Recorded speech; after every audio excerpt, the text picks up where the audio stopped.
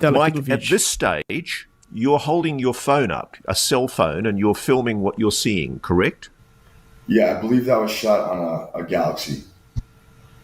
Okay. What did they say to you about your dog? Tell me that story. So again, it was like infant stage of NHI communication.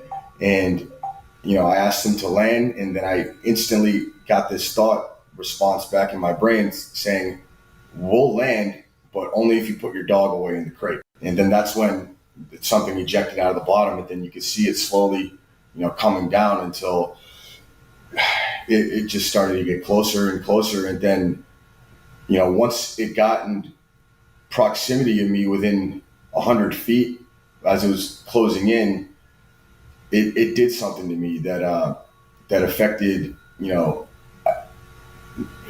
me physiologically in a way that almost made me docile or compliant, which I thought was strange. Almost like not a dreamlike state or a trance, but like it was way too casual for me at the time to be seeing that happen. So as it was coming down, it looked like ethereal, like if they're interdimensional, maybe it was still materializing in the third dimension. And as it got closer, I remember it started morphing like this and pulled one of these, and it was shape shifting into all these different things. And then after that, I saw a humanoid looking form of it, and he was like wearing a skin tight metallic purple suit, greenish, grayish, bluish skin. It was nighttime in the camera. And then after that, that's when it appeared as what you're talking about. And in the video, like when I was seeing it in person for the first time, I was like, oh, that kind of looked like an angel to me, because it kind of had like the wings like this and like a light emanating at the top, like a halo. But as it got closer, it wasn't that, stereotypical, image of an angel you get, when you think of the Bible. It was a solid craft that was lit up in that way. At this point, is whatever the object is, entity, object, whatever you want to call it, is it telepathically communicating with you? So at this point, I was in that docile mind frame, and I don't think that it was. I think it was induced almost, because like once it actually hit the ground and I saw how big it was no bigger than 3.5 feet, and it probably didn't want me to come closer. Like Ross, if something landed right here next to me now, I'd probably be more inclined to walk up to it and see what that's about. But that wasn't a thing. And the fact that I was even able to reach for my phone, I was fighting it.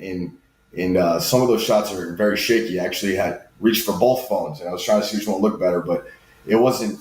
It was just so surreal that it's hard to describe. Did you suffer missing time at all in this incident? The incident where there was this landing? Well, it's funny you bring that up. I absolutely did. So after 10 minutes of this encounter, and I'm sitting there like, don't even know what to think at this point.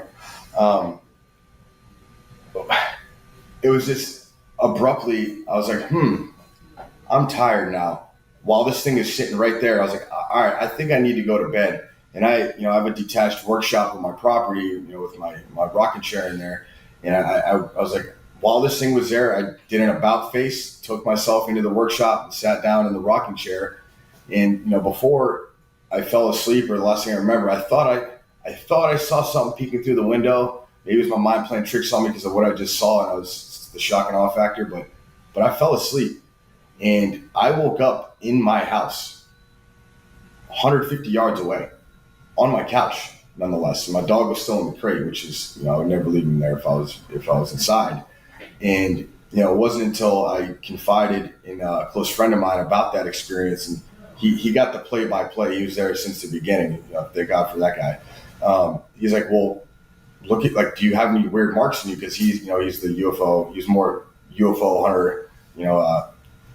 In tune with the things to look for.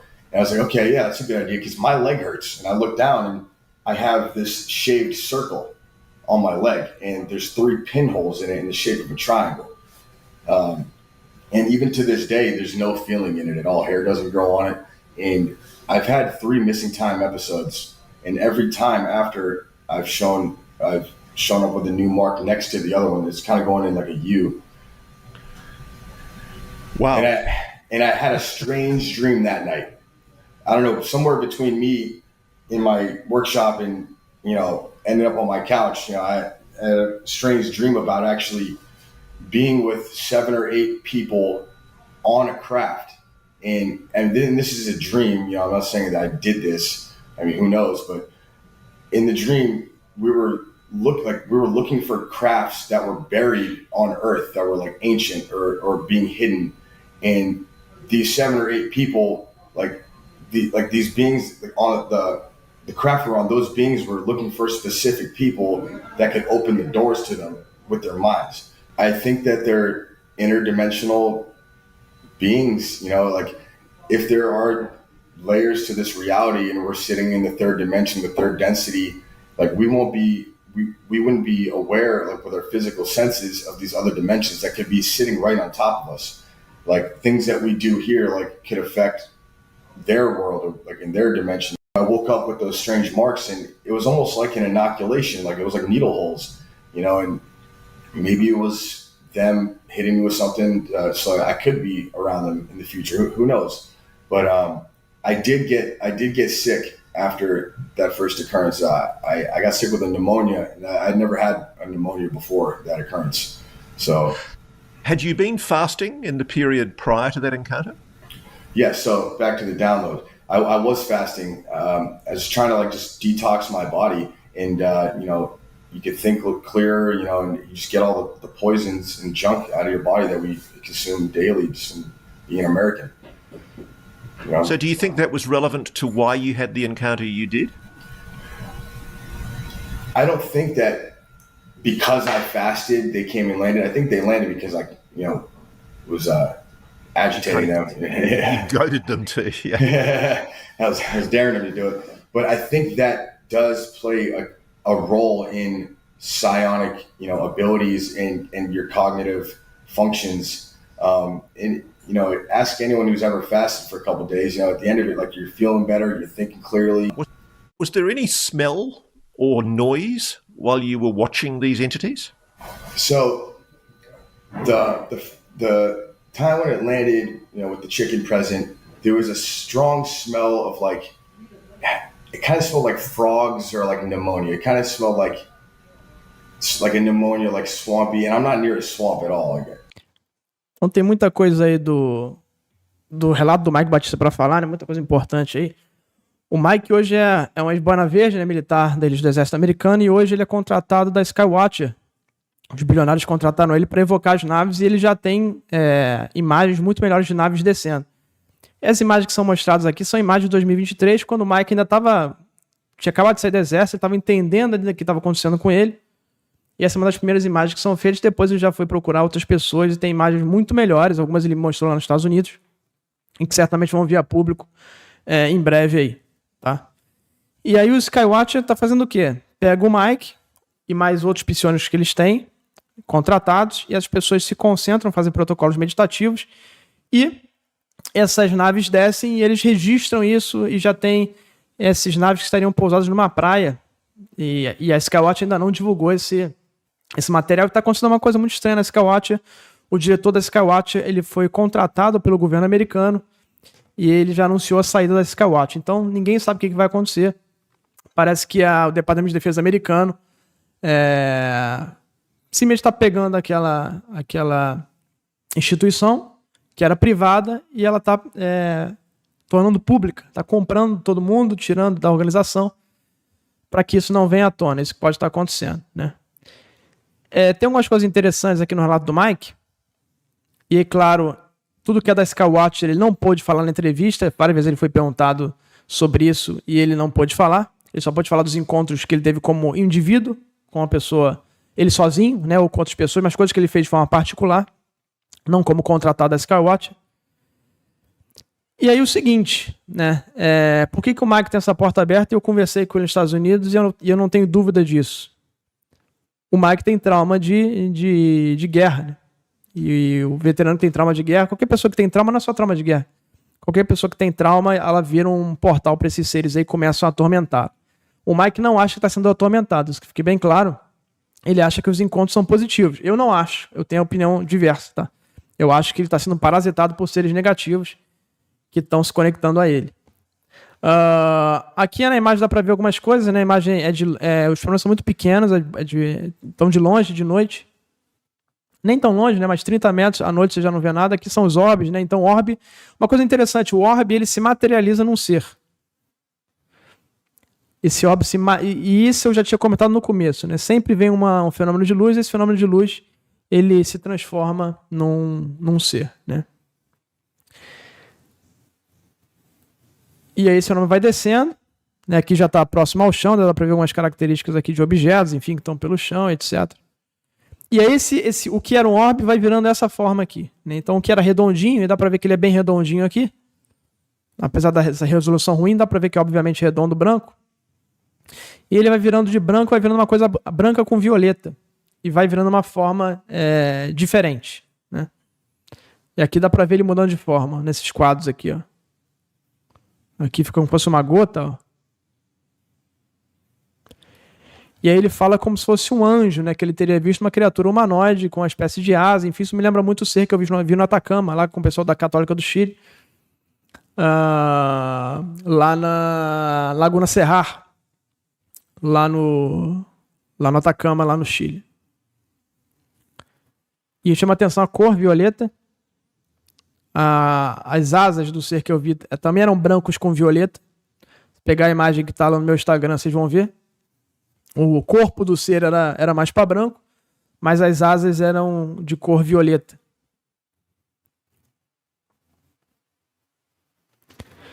E ele fala, mesma coisa que eu vi também no topo, como se fosse uma auréola, o ser que eu vi no Atacama, eles tinham sempre uma energia atrás da cabeça, em volta da cabeça. Não era exatamente uma auréola, mas era uma energia, um glow, um brilho em volta da cabeça.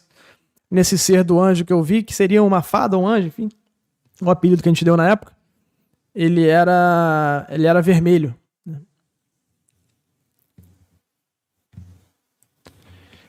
E aí, seguindo, aí vamos lá. Aqui ele fala do estado que é colocado nas pessoas que têm contatos próximos. Esses fenômenos induzem a pessoa a um tipo de estado, né? E aí o que acontece? Ele, em vez de ficar desesperado com aquele negócio vindo para perto dele, ele ficou dócil e tranquilo. Então é uma coisa que ele estranhou.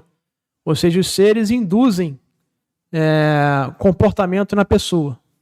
Então, em vez de ficar desesperado, ele ficou tipo anestesiado.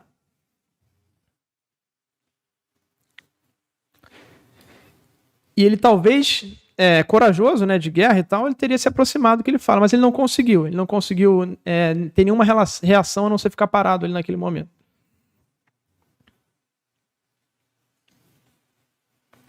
E aí ele estava com 2 celulares nessa época filmando esse fenômeno, por isso que a imagem é um pouco trêmula, né?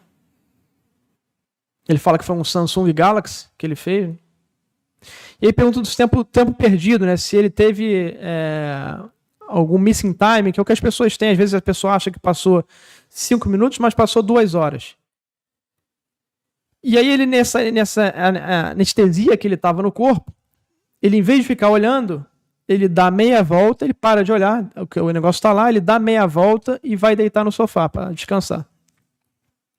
Como se fosse um estado meio sonâmbulo, né? E ele, quando ele acorda, ele está a 150 metros de distância do sofá em que ele teria dormido. E aí esse amigo, que é mais ligado na questão OVNI, vai falar com ele e pede para ele ver se tem marca no corpo. E ele tem os famosos 3 triângulos. A maioria das pessoas que são afetadas por esses parasitas, os seres marcam nela 3 pontos em forma de triângulo. Tá? Então isso é muito clássico em casos de pessoas que são atormentadas por esses seres parasitários. Eles fazem como se fosse um sigilo mágico na pessoa, que é um símbolo que liga a evocação desses seres, e depois dessa marca a pessoa passa a ser visitada. Então ela marcada é basicamente um rastreador, né? Um desenho que é um rastreador de GPS, basicamente, seria uma analogia para a tecnologia de hoje, onde esses seres conseguem encontrar a pessoa onde ela estiver e se conectar a ela de forma permanente. Isso que significa esse sigilo desses 3 pontos em triângulo. E depois já fala de outras marcas, ele já teve outras experiências, no mínimo 3, onde tem ali uma forma de U e outras marcas que ele comenta. E uma coisa muito interessante aqui, ó. Ele fala que teve um sonho, que ele acha que é um sonho, mas pode ser real, que eram 7 ou 8 seres numa nave, e ele estava com esses seres procurando uma nave que estava aqui na Terra. Tinha sido talvez recuperada pelo governo, ou caída, enfim, aí não entra em detalhes aqui. E ele fala o seguinte: esses seres estavam procurando pessoas específicas que possam abrir portas para eles com suas mentes. Olha só o que ele está falando aqui, pessoal. Essa é a fala mais importante dele até aqui, tá? E a mais importante também de toda a fala dele na entrevista. Esses seres estavam procurando pessoas específicas que possam abrir portas para eles com suas mentes. Eu tenho falado isso o tempo todo aqui no canal, que esses seres não conseguem invadir a nossa realidade, eles precisam de nós humanos para poder entrar aqui através da nossa consciência. Nós temos a chave, eles não. E aí, pessoal, que pessoas específicas são essas? Pessoas que têm um trauma, pessoas que mexem com o ocultismo, pessoas que pedem contato, pessoas que usam psicodélicos, e desgraças eminentes que estão para acontecer. E pessoas que estão nessa comunidade que vai acontecer essa desgraça. São algumas portas que acontecem. E esses seres estão procurando essas pessoas para poderem entrar na nossa realidade. Então essa que é a grande fala que ele está colocando aqui e que une tudo, né? E que talvez nem ele ache que é importante, não tenha se tocado na importância dessa questão que teve nesse sonho que passou para ele. Nós somos a chave para esses seres se manifestarem, e esses parasitas estão procurando pessoas com essas habilidades, que não são habilidades, né? Como eu falei, são traumas, são psicodélicos, enfim, e pessoas que querem, que procuram contato, eles estão procurando pessoas com essas habilidades para poder se manifestar aqui. Tá? Então, eles só podem entrar aqui através da mente das pessoas. As pessoas que são a chave, a ponte, são os médiuns para poder esses seres se materializarem aqui. Beleza? Ele fala da teoria interdimensional, né, que esses seres seriam de outra realidade, o que eu concordo também. E ele fala uma coisa mais grave que foi feita com ele, que é a inoculação. Buracos de agulha. E a inoculação já é uma coisa mais profunda, porque pode significar o quê? Retirada de sangue. Se a gente lembrar na Operação Prato, as pessoas eram inoculadas. Você tinha furos na pele, geralmente 2 ou 3 furos, e por meio desses furos, que tinham um cheiro de amoníaco, as pessoas tinham o sangue retirado. Então esses seres parasitários, eles também têm a capacidade de retirar sangue, né? Seria muito interessante se o Mike tivesse feito, não deve ter feito, tivesse feito na época um exame de sangue para ver contagem de hemácia. Poderia talvez perceber alguma coisa aí. Então esses seres têm toda uma característica ritualística. Esses seres marcam as pessoas com símbolos mágicos, sigilos. Eles fazem furos às vezes para retirada de sangue, se alimentando daquela energia vital da pessoa. E as pessoas acordam desses sonhos, entre aspas, com essas marcas, com essas queimaduras, com cortes, com esses furos aí. E olha só, um dos indícios que não é uma coisa boa. Ele nunca tinha tido pneumonia e logo depois dessa inoculação, ele acordou com pneumonia. Como se os seres ainda tivessem colocado uma doença nele, que ele nunca teve. E por fim ele fala do jejum, né? Ele acha que o jejum pode ser algo importante, porque ele torna essa porta mais aberta para esses seres aí, para essa conexão, né? Talvez a comida deixe muita gente acorrentada aqui no mundo material e a gente não consiga se conectar no mundo metafísico, que seria o mundo originário desses seres. E por fim ele fala do cheiro, que é um cheiro muito característico que as pessoas sentem na presença desses seres. Quando são seres negativos, elas sentem cheiro de podre, cheiro de enxofre ou de coisa podre. E ele fala aqui justamente um cheiro de lama, um cheiro de sapo, um cheiro de pântano, um cheiro de terra. O que pode levar a crer, a gente falou aqui dos jeans hoje, né? Seres elementares do elemento terra. Talvez esses seres interdimensionais sempre estejam ligados a um elemento da natureza para se manifestar. E no caso, esses seres eram seres pantanosos, justamente. Seres que nasceram da terra e se manifestam aqui com esse cheiro.